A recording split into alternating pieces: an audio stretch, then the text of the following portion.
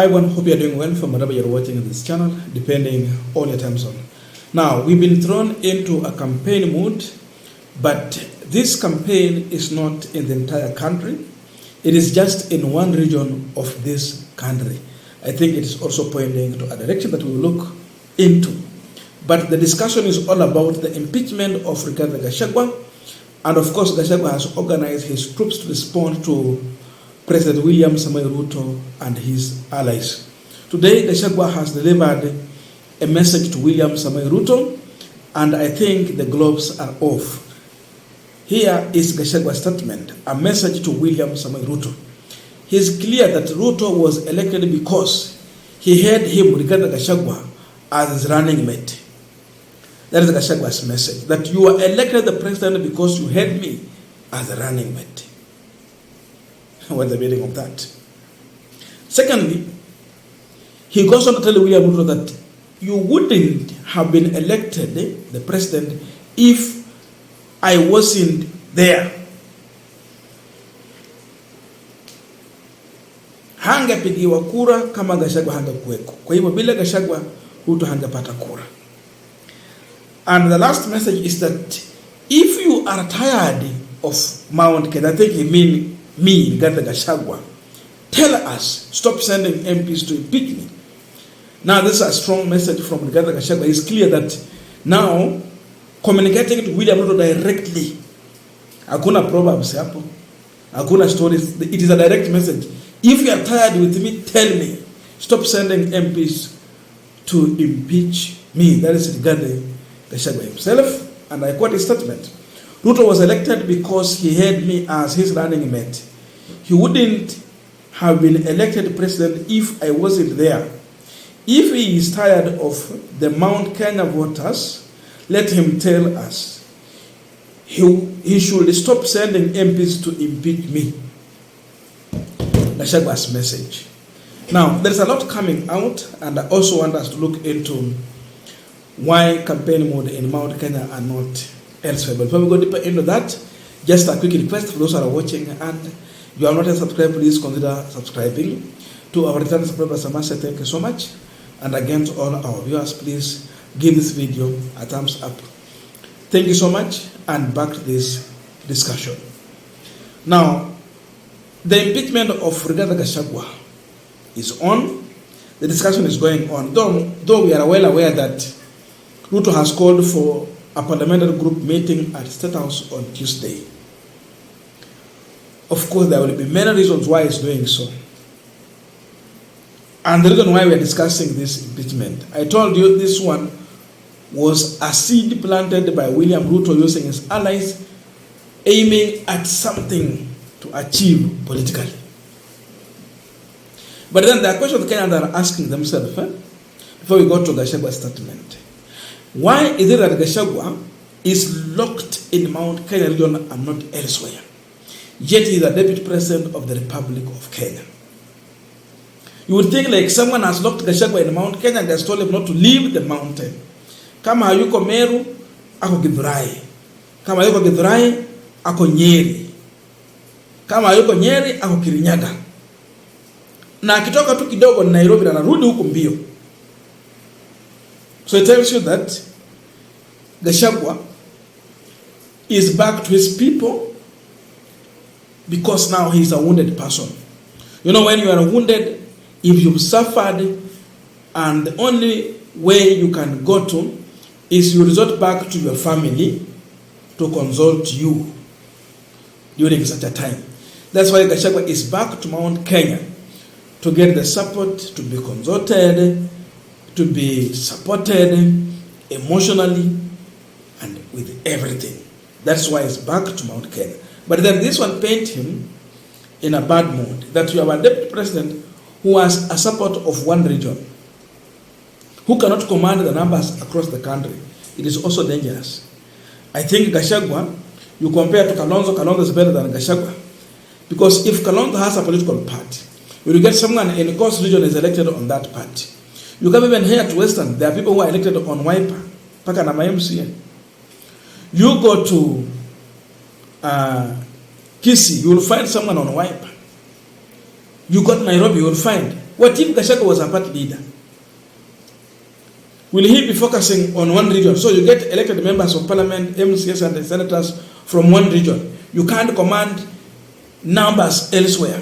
So it put him where they're trying to actually push him to.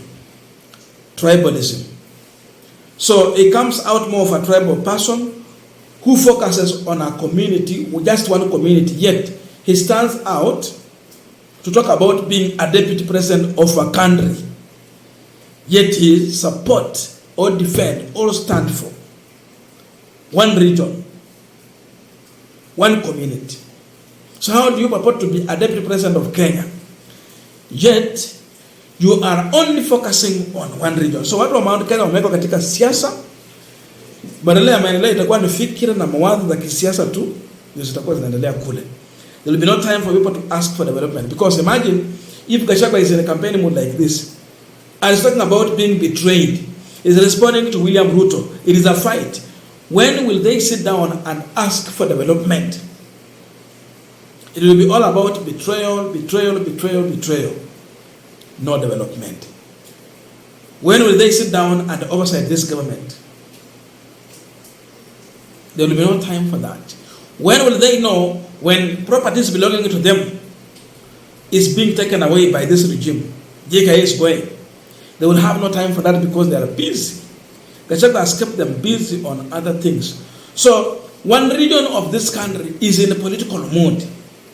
There is political fire on Mount Kenya.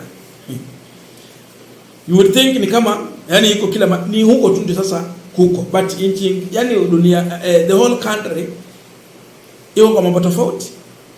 But Mount Kenya, the worst that just happened. They have been set on a political mood. But then a message to William Ruto, and as Gachagua has been locked in Mount Kenya. Gachagua is now serious and so much angry. And now, he will not be speaking to Oscar Sudi, Kimani Ichung'wah, and anyone else. He will be speaking direct to William Ruto. So he's telling Ruto, he was only elected because he had him as his running mate. How true is that? To me, the blackmail. Ruto had the support of Mount Kenya.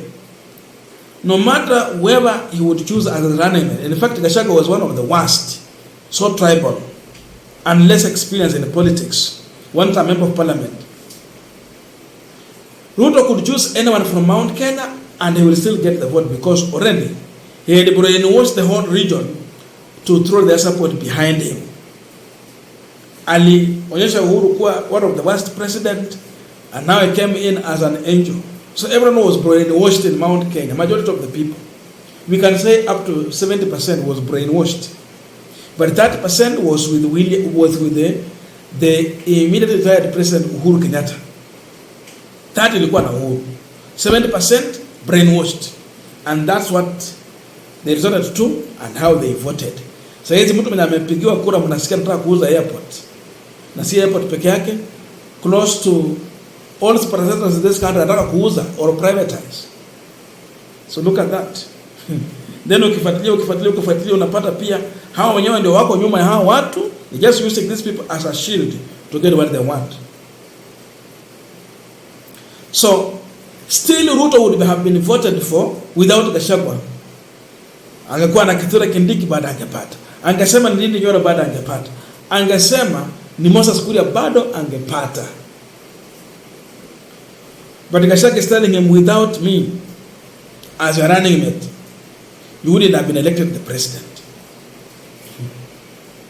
But then Gachagua is using a community. This is what he's saying. If you are tired of Mount Kenya, tell us. Stop sending MPs to impeach me. He's talking about Mount Kenya and me, himself. So toa hapo neno Mount Kenya, weka hapo Gachagua. If you are tired of me, regard the Gachagua. But he's using a region. I don't know how Gachagua is benefiting the region, apart from the appointment that he has been talking about. What development project has Gachagua brought to Mount Kenya right now? In fact, if it is anything, he supported most of the punitive UDA policies in terms of taxation that touched on many businesses of the people in Mount Kenya region. So the message is clear. Ruto, if you're tired with the Gachagua, tell him. But then Gachagua is locked in one region. If he has a support of this country, in fact, to paint a good picture, I don't know what Gachagua's advisors, they would have asked him to come to Western and say the same thing. He should have gone to Lower Eastern and say the same thing. Go to Mandera and say the same thing. Go to Coast Region and speak the same thing. Enter Rich Valley. Come here to Western and say the same thing. Then to one, really, do you have the numbers? Or is it just noise you are making? I don't know your views, but let us be in the comment section to continue with this discussion. Thank you so much, and I'll see you in our next video.